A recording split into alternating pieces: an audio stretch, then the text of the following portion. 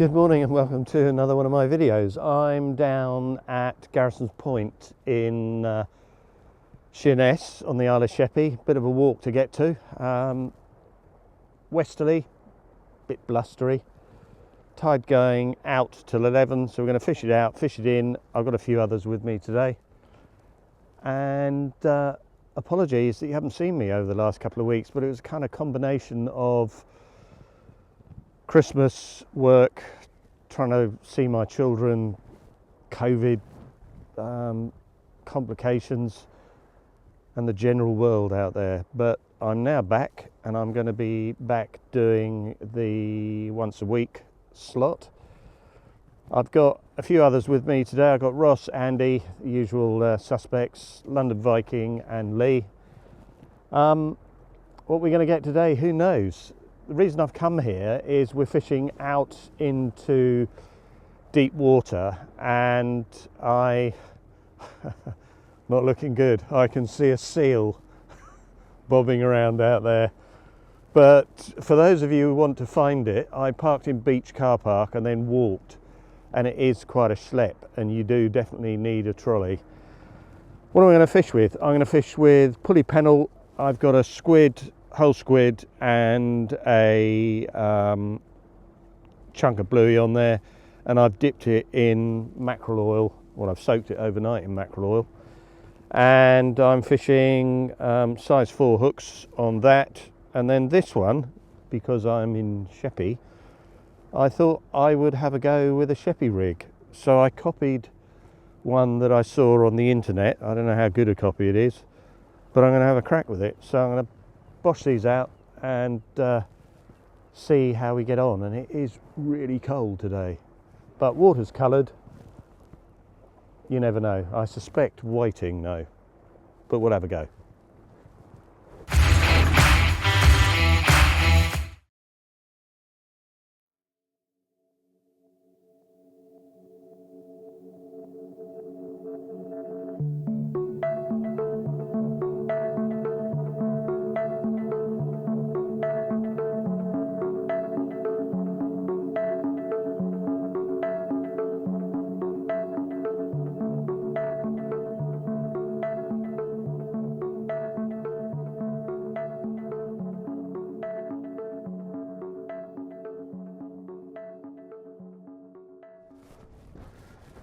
So I've got the big bait out there on the old Abu reel. Still cast pretty well for an old reel, a bit like me. And this is the Sheppey rig.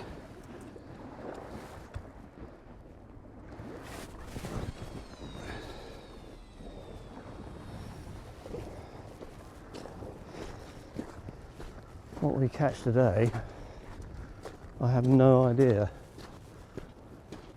But we've been here about half an hour, and I've been fiddling around and getting ready. Andy's already had his rods in the water, but unusually for him, he hasn't caught anything yet. I was just saying that Andy has had his rods out, and unusually for him, he hasn't caught anything. And this is this is about 30 seconds after saying that. What are those? Dabs? Little dabs, yeah. Yeah. Oh, that's pretty cool. Do you see the bites on them? I did when I moved the rod. Right. Moved So it, and as it settled again, it just moved. Either they were on there, or they just grabbed it after I moved. You twitched it and... Huh? No, brilliant. We're not fishless. Cool. Oh dear. Again. I've been toying with the idea of having a go at LRF fishing, and basically the idea behind it is I can go down to the beach with my wife, she can read the newspaper, and I can go and have a play in the harbour or something for half an hour. It's simple, it's quick to put together, spinners, little rubbery things. Never ever done it before, this is a first for me. But with that in mind, I was contacted by RUNCL, and they very kindly sent me a reel to review. If you buy the reel, it's about under $50, which is about £37 UK money. It's a typical little bait caster. It's got a thumb release here. For the price, it looks really well made. It's quite heavy, and I did a little bit of research and decided I would use mono, because for a beginner, braid tends to get in a bit of a muddle and a bit tangled. So I'm going to have a crack with this. And as I say, I've never ever used it. I've not cast it. This is a first. It link will be on my description, and there is a discount code on there as well, and they will give you 15% off. Now, I'm not getting paid for doing this, so I'm going to give an honest view, and if I don't like it, I'll say I don't like it. But I get the reel to go with the rod, so not a bad deal. God, my face looks like it needs plastic surgery. Before all of you leap to your comment section. Now, this little reel. It is a RUNCL Sphalet is the model. Kind of entry point, I suppose, for people who are just starting out in this type of fishing. Magnetic adjustment brake on the side, and then this you can tighten or loosen the drum, which you would do on a normal multiplier. Thumb release here. It's got 10 bearings on it, which makes it really, really smooth, and rate of retrieve I think is 30-ish inches for every full turn that you go round, so it retrieves really quickly. And overall, it looks really cool. It feels good. It's got metal parts on it, so it's not all plasticky, and it comes in a little bag, and I really like it, I have to say. But I want to use it properly and use it in some different conditions, and I will come back to you on what score I would give this little reel. At the moment, it's not bad. So I'm going to chuck it out and see how we get on. Today's not really suited for this style of fishing, and this venue probably not. Maybe later in the year, bass, maybe mackerel, but I just want to have a little go. I did try to go a week ago and then a couple of days ago, but the wind has been so bad, there was waves chucking down through the basin that I was going to fish in. So let's have a crack. I think it's kind of like a bigger multiplier. You're going to have to feather the line, otherwise it'll get an overrun. Little magnetic brake on the side, less and more, kind of what you're used to. But well, that chucked out okay. So if I was fishing down at a harbour, that would work fine. That's far enough out. It's got a little level wind on it that brings the line in. But I do need to go and try it somewhere where I might actually catch a fish. And I suspect if you catch a fish, whoa, that went out. With this little fellow, I've got a really light travel rod that I've paired with it, which comes down into 6 little pieces. Well, how easy is that? Well, I'm well impressed with that. It's not what I'm here to fish with today, and we will maybe dedicate a video to having a crack and trying to catch something with some of the little jelly lures that they use. But initial reaction to it, for 37 quid, I don't think you can go too bad, or too wrong even. And I quite like this in a rather odd way when you compare it to the broom handles that I'm using down here today. But I'm now going to go and have a little coffee and focus and see if I can catch a fish. So, as usual, I've caught zip. Ross has just picked another dab up, and Ross likes catching dabs. And you can just see out at sea, there's a buoy out there, and then just peeking through the water behind Ross is a groin, and you've got to watch the groin when the tide's full in. Right, let's have a little reel in. This has been tap, tap, tapping.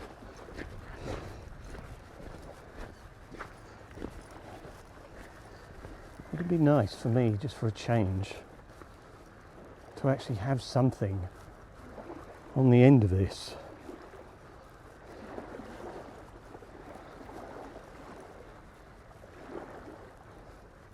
And not weed.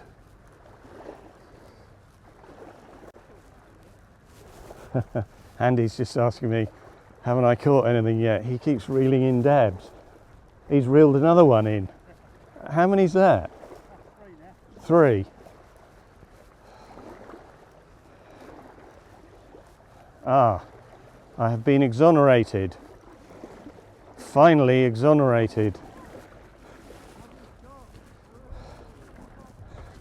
That makes a change for me. Not the greatest size of fish, but nevertheless everyone is asking me what is going on.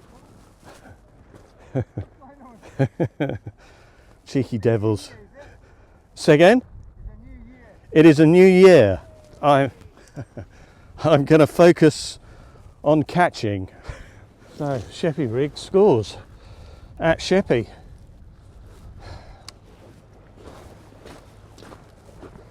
Makes such a change to catch something other than whiting. Another couple of dabs wouldn't go amiss.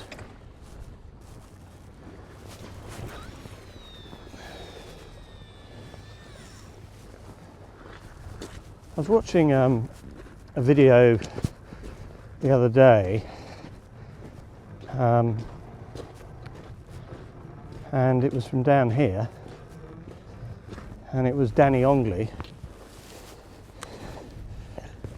and he was catching dabs as well, and he was saying that he's never ever caught them down in Sheppey. I've never caught them in the times I've been fishing down here. Maybe it's more dabby up this way, I don't know. But it's quite nice to catch something a little different. So you can see behind me over here the end of Garrison Point, and then the fortress is over there. And basically the fortress, I think there's been 3. First one was there in 1540, sort of around King Henry's time, I think. Then they built another one in the 17th century, which was raided by the Dutch. And then they built another one in the sort of 18 something or others. And the reason behind it was the paranoia of the English or the British about Napoleon invading. And there are a few things along here. There's some more forty looking things over there, although I think they're Second World War looking at them. And you can only go as far as these boulders. You can't go any further because they get grumpy with you. You used to be able to get in there because the public used to be able to go around and have a look at it, but no longer. Deep water here, progressively getting shallower as you go down that direction. And the reason we've come down here today is that low tide's in about 3/4 of an hour, so we're going to fish it out, fish it back in, fish till probably 2:30ish or thereabouts, and then scuttle home. Really strong westerlies, another reason for coming down here, because it's coming sort of through this direction. And one of the chaps down there has just cracked off. It's bloody irritating when that happens. I cannot tell you, I've already lost one set of tackle today. So 2 fish. Be nice to catch some more. Oh, it's sod's law, isn't it? All of us catch fish and then it all just stops.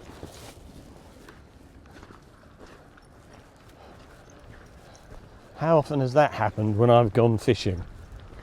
Catch one fish at the beginning of the day and then nothing. And the bait has come back the same way it went out. Right, let's change the bait.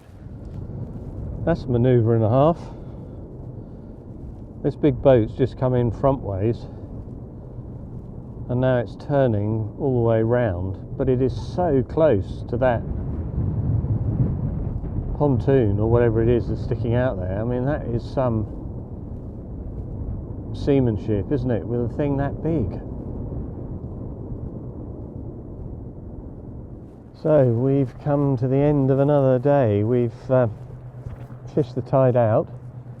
We fished the tide in, 3 hours in, and none of us have had a sniff over the last probably 2.5 hours. But the wind today isn't really helping. Well, it's impossible to see any bites. So I'm going to call it a day. I'll be out again in a week's time. Where I go, I haven't decided yet. But to all you out there, as ever, thanks for watching and Happy New Year. And let's hope that this year is a little less stressful than last year for all of us. And I'm so thankful that I've got fishing and I've got these nice chaps I can go fishing with, because I think I would have gone absolutely bonkers otherwise. But look after yourselves and take care.